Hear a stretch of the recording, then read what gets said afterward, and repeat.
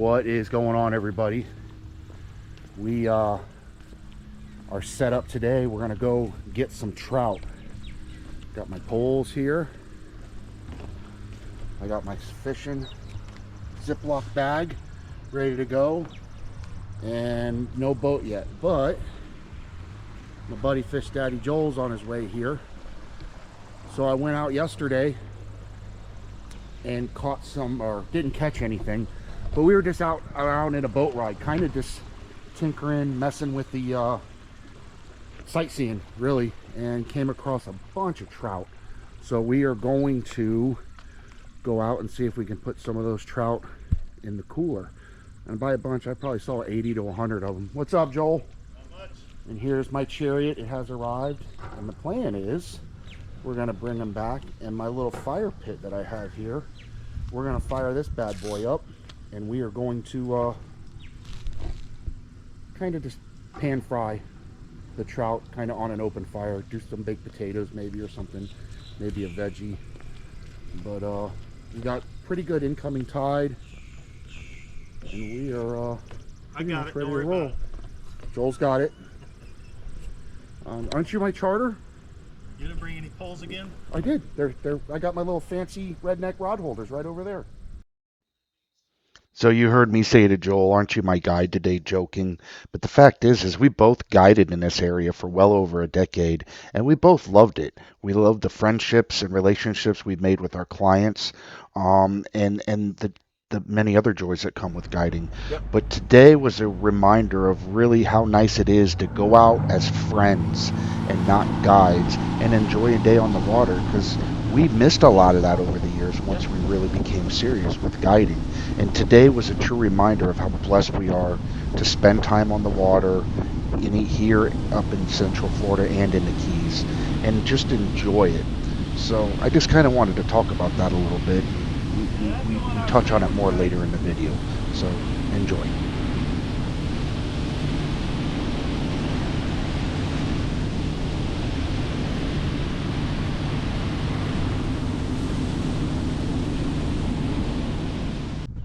I thought he jumped in. Oh, fish on. Yeah, got a trout there. We got a double. I don't know what we. Definitely one trout and maybe two. I think it's a lady, the way she's jumping.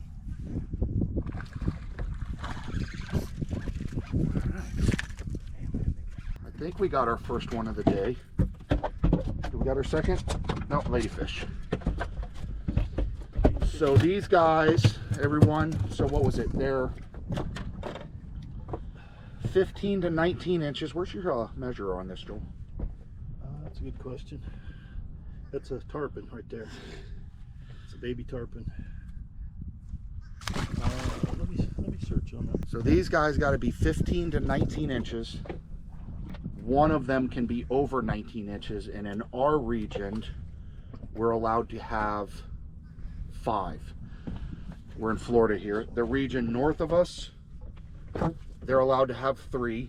I'm gonna try to remember this. I hope I say it right. If I'm wrong, leave something in the comments. If they're south of us, they're allowed to keep 3.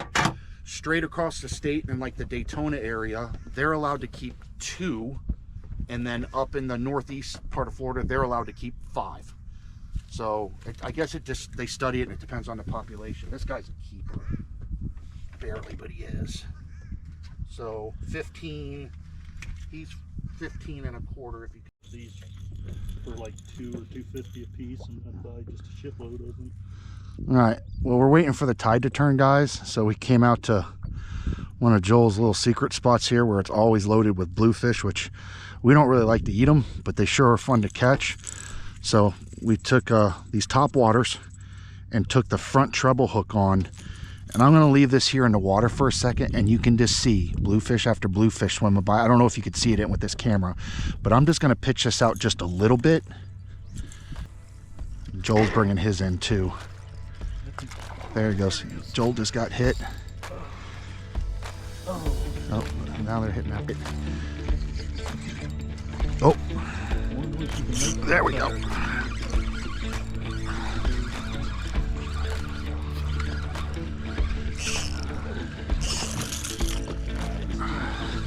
Look at all those bluefish with him, guys. Ooh. And I don't even have the TV drag on this thing. Alright, so this is why we like doing the treble hook out, because you can literally just hold this guy and hold the lure like a handle. And then just like that. Some people like bluefish. I actually got a pretty good recipe for bluefish. Sorry, I'm trying to tell a story here, guys. So there you go. With bluefish, if you bleed them and put them on ice really quickly, which is key, fillet them and take the fillets and soak a cedar plank in water. Just for about 5-6 hours, soak the cedar plank, get it real wet, put it on the grill, put your grill at about 450 degrees, lay the fillet on there and season it to your liking, and then only put the fish on there for about 15 minutes on the 400 because it cooks real quick. And as soon as it's done, take that plank out of the grill, throw the fish in the garbage, and eat the cedar plank. Oh, that's perfect. I got the fight, and then he threw it back at me. See him coming out of the water. And when you're trying to catch these guys, try to reel it in and work it like you're trying to keep it away from them.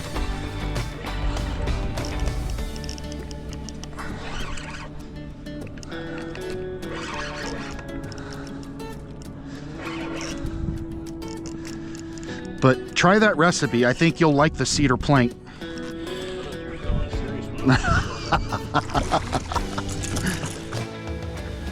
All right, guys. Well, we've already made dinner reservations, and we got people coming over for this cookout to have a little fish fry, and we only got one fish in the cooler. So the backcountry idea that I had did not work out. We only got one. They just weren't cooperating. We didn't see a lot like I have.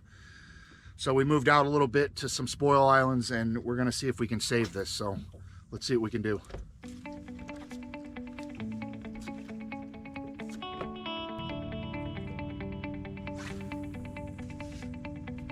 Oh, he smacked that right as it hit the water.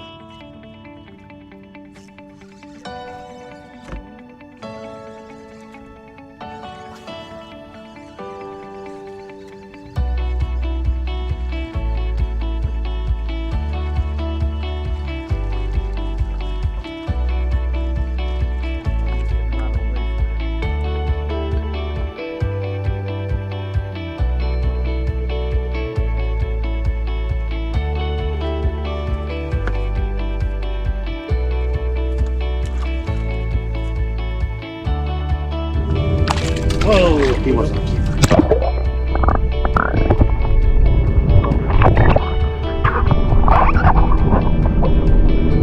Joel, we're gonna say that wasn't a keeper, right? Yeah, it was only 14.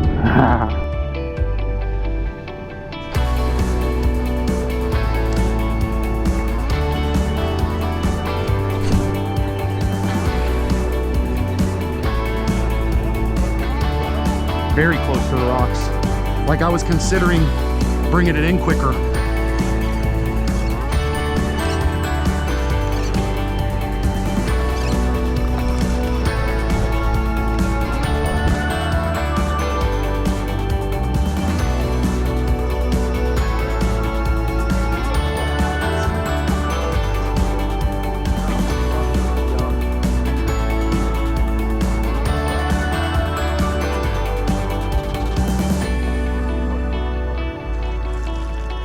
Not big, guys, but we're getting some dinner together. I'm pretty excited about tonight.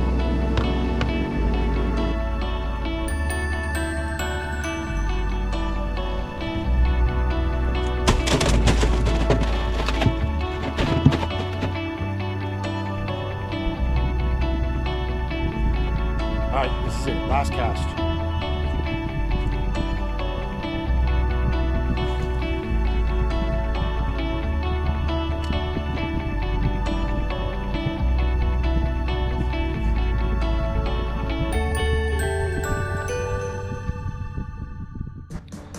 Well, we didn't get anything on the last cast, but I'll show you guys what we're looking at here.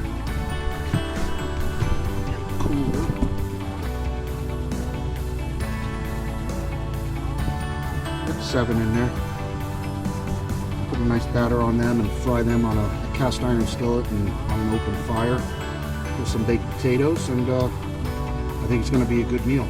We're back at the dock. Joel's got his boat up on the lift. He has his own channel called Fishdaddy Joe.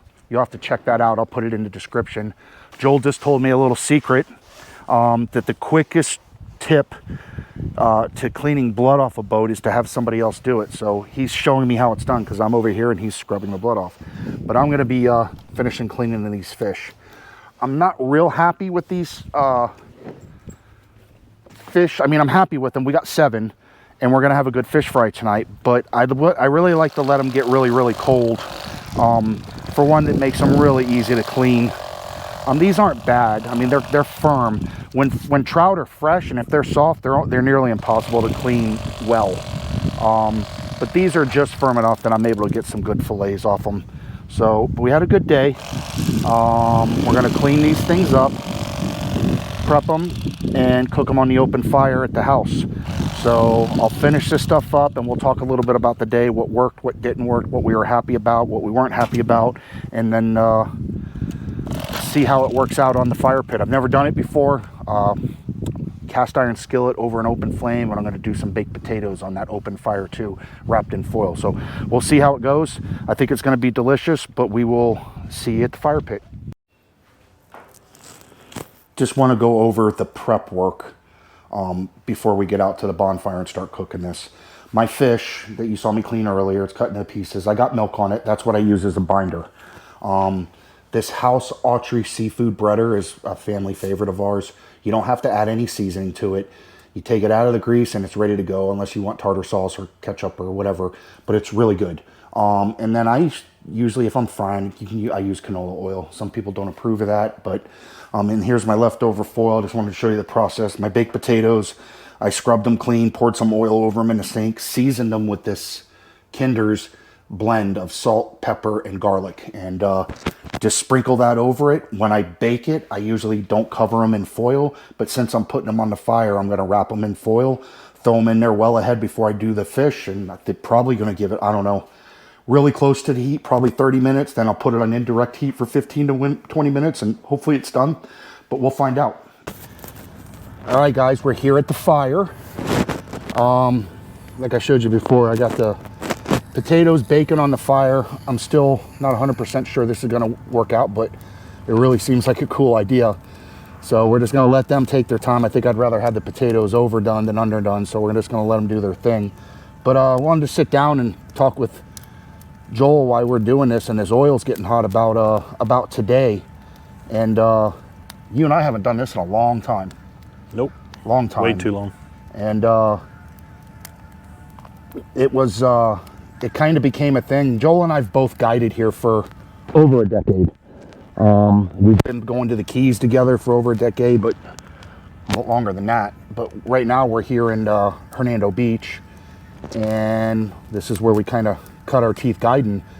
And before we started guiding, we fished a lot together, and we kind of learned these waters together, and it kind of got to the point where it wasn't fun. The guiding? Yeah. And the fishing. Yeah. Well, the guiding was fun, but it just the part of doing it to me. Yeah. I enjoyed all the customers, 99% of them. Yeah. Enjoyed the kids, the families. That's the kind of fishing I enjoyed doing, and I do miss that. But yeah, definitely get a little burned out. And it might not be fair to say not fun. Maybe when you had a day off and somebody said, "Hey, do you want to go fishing?" you didn't do it as much. Whereas today, we talked to each other yesterday and we mentioned it, and we're like, yeah, actually, let's go do that. And it was fun, that excitement when you wake up in the morning and prepping the boat and, going through all that. And I liked a little bit of stress of, hey, we're going to do a fish fry. And yeah, I was excited even last night. I went ahead and got the boat ready. Yeah. The boat ranger needed to be run. Yeah, and you know what? Doing the YouTube stuff now, Joel and I both really enjoy that, and I think I get to be the best of both. I got a lot of clients that watch my YouTube channel, and I don't know, I just enjoy this a whole lot more of, I know so many guides that have done it for over a decade, and you can see it. You could see the struggle that they're going through, the grind. Talking about that earlier, yeah. More or less. the grind, and that's why I have so much respect, especially for those guides in the Keys, man, because those guys are 4 in the morning and they're just grinding every day and doing it, and you got to be. But it was awesome today to just go out there and fish, and we struggled at first. Yeah. We weren't finding what I thought we were going to find because I had spotted fish. Ladyfish fought hard though. Yeah, and a lizardfish. Yeah, lizard. Few And lizards. then we kind of found fish for a little bit, but they weren't biting, and you had the idea of running to a spot that you had for bluefish, and that was a blast. And it was back to just watching the drag zing and catching anything. Well, that's what I was telling you. You know, for me, always, even with my charters, a lot of people probably didn't like it. I think most did, because I went out and had fun. That's what I like, families. I went out, we caught fish, you know, and we went on. I knew the bluefish. I was there a couple days ago and knew the bluefish were there. And I've taken the treble hooks off of the lures and worked it, just watching them right off the bat. They're blowing it out of the water, and it just, I love those bluefish. We didn't keep any. We caught a few and had a blast. Yep, and it is a lot of fun. And you know, and some people will snub their nose, and don't get us wrong, it is, I would say, even a little bit more satisfying, but not much, to say we want to catch this, and you go out and you catch that fish. Oh yeah. And then you come back with that fish because you want it to, it's like, I love it when a plan comes together. Yeah. So, but there was moments today that I didn't think the plan was going to come together. I was questioning you, but and it was, I gotta be honest, I called Joel yesterday. We were out doing some scouting and moving around, and I saw so many trout, over 100 trout in an area, and they just weren't there today. But fishing, it's nice that that tide turned and the switch flipped. Yeah. And we had 3 or 4 fish in the boat. Some doubles before we remembered to turn the cameras on. Yeah. And it was like, oh shoot, let's film it. And all cookie cutters though. yeah, 1/4 of an inch just over slot, but you know, we were able to pull it off. Yeah. But it was. What do you think your favorite part of today was? Well, we've kind of already touched on that. I thought about that earlier, Keith. What it was, you calling me and saying, "Hey, man, let's go fishing."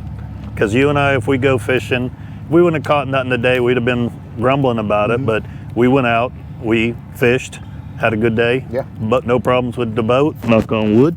And we ended up catching fish. It was a great day. Yeah. That's to me what fishing is about. Getting with, you know, people you enjoy being with. Getting out there, catching fish. Yeah. Making casts. I mean, my shoulder's killing me. I was thinking today, I bet I must have thrown 200 or 300 times today.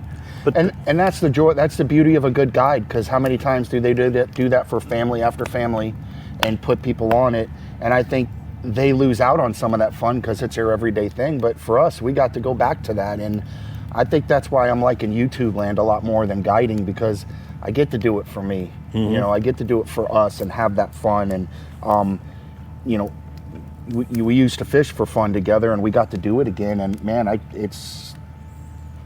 it was before guiding got in the way. Yeah. You know. Well, I've taken a lot of things, being, you know, over the years, my age, wisdom here, you know, and I've taken a lot of things. We started out as fun, then took it serious and ruined it. Yeah. And we have so many people, young guys, like, man, I want to be a guide, and I want to be a guide. And I know people that have guided for decades, and they're still happy about it and love it, and they love their job. But I also know more than none that have done it for a long time, and they're still good, and they still do their job, but you could tell the joy's not there. yeah, and that shows to the customers too. You know, that's why I didn't do charters every day, because I didn't want to get burned out, and it reflects onto your customers. But yeah, definitely, I would imagine though, if you talk to most of those guides that are going out almost every day, they're burned out. Oh yeah. I guess this would be a really good thing to consider if you're wanting to get into guiding. Careful what you ask for. Yeah.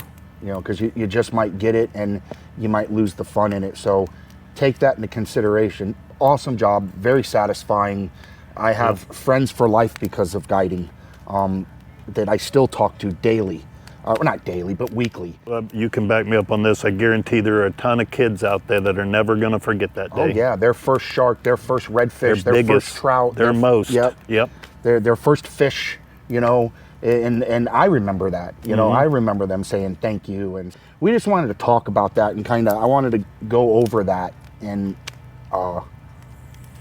give everybody a perspective that we've been on both sides of the fence, and the grass isn't always greener on the other side, you know, as the saying goes, and I'm glad to be back on the other side and enjoying it and sharing it with you guys on YouTube. So I'm gonna get back to this and flip my taters here too, because they're on the, I think they look good, but I don't really know what I'm talking about because I've never done this. I was going to ask you if you've ever done that. No, I've never done it. So, but it really seems like a good idea. So you don't have a temperature and how long and all that, right? No. No, it would have probably been smart to Google that and check it out, but I'll show you guys here. So, like I said, I did the bed of coals and I got the wood, and I just got them real close to the heat. I'm hoping the foil is going to keep them from burning, and the oil and the seasoning. And yeah, and our oil's probably getting pretty close. Yeah, it's close. All right, guys, the grease is ready. The taters are still cooking, and we are going to drop these in. We did a little sample, couple pieces, and it's ready. So I want to show you how it goes here. Just dropping these in.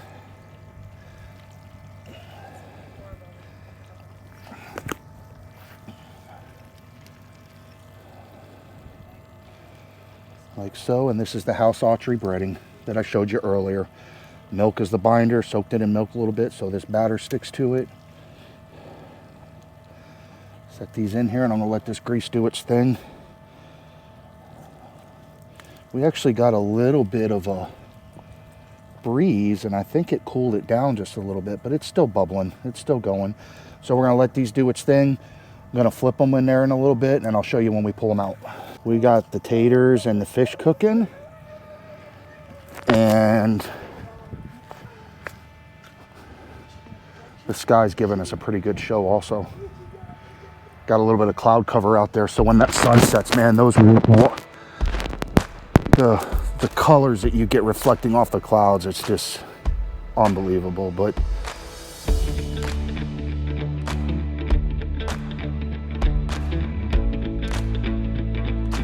the baked potato inside looks fantastic. The outside, not so much. Too much heat. I'm not going to call it a total fail, but my favorite's the skin. So you know, but it's delicious.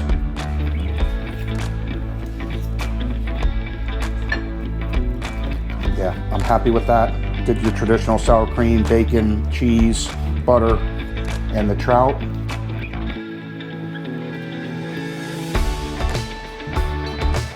I'm very happy with that. Joel's holding the camera right now and just took a bite. What do you think? Fantastic. As I sit here and edit these videos for YouTube, it really gives me a good perspective of how blessed I really am to get to do what I love. Got to spend an awesome day on the water with a friend, and Joel and I were reminded what it's like to fish as friends and not fishing guides. I cooked a pretty good meal on the fire pit, which turned out pretty good other than the potatoes. And most importantly, we got to enjoy that meal with our friends and families, telling stories of the adventures that we had throughout the day, and that's what was awesome. Guys, thanks for watching, and remember, Salty Bushwhacker, it's a way of living.